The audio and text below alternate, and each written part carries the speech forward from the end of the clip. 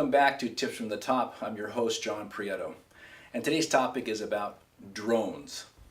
Now, there are plenty of YouTube videos you can go to find out what's the best one for yourself, how to fly them, camera settings, or maybe even some cool videos on video editing.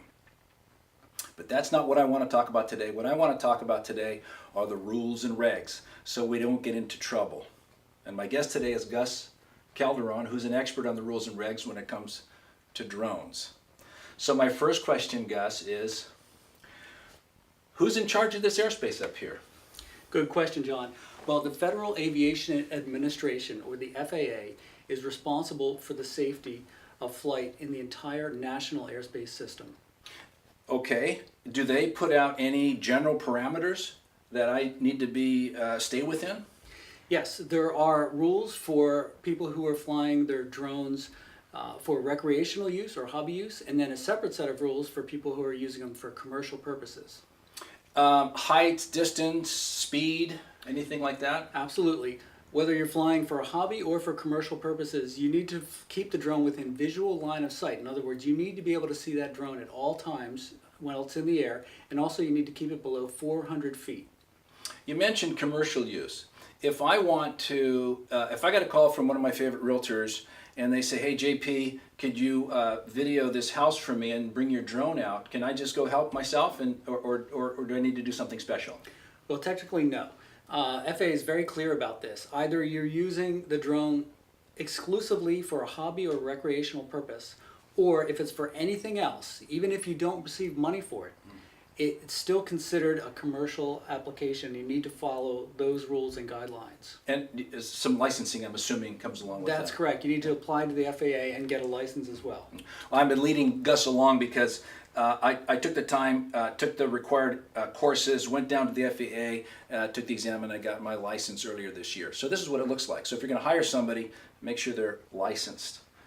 Okay, so I just got my box from Best Buy or B&H, and I open it up, and I'm going to stay below 400 feet in line of sight, and I'm having some fun. Anything special about the North County area airspace that might be unique that I should be careful of? Absolutely, John. There are two airports in the area that we really need to be careful when we're flying drones because there are a lot of conventional aircraft flying around. Okay, so we have two airports. So we have Oceanside and Palomar, and they're about the same distance from my office here in the village. So let's start with Oceanside. Okay, so I get a call and somebody needs something in Rancho del Oro or over in 76. Anything I need to be careful of? It's or not? Actually, you're fine over there because Oceanside Airport is an uncontrolled airport. In other words, they do not have an operating control tower there. So while priority is given to conventional or manned aircraft, you are allowed to fly your drone over there, but with extreme caution. I see. So heads up. Correct. Okay, now let's talk about the big one. And that's kind of why I brought here today. Palomar Airport.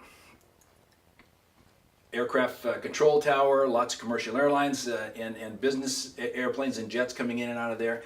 Is that different there? It's completely different. Now Palomar Airport is considered a Class D or Class Delta airport.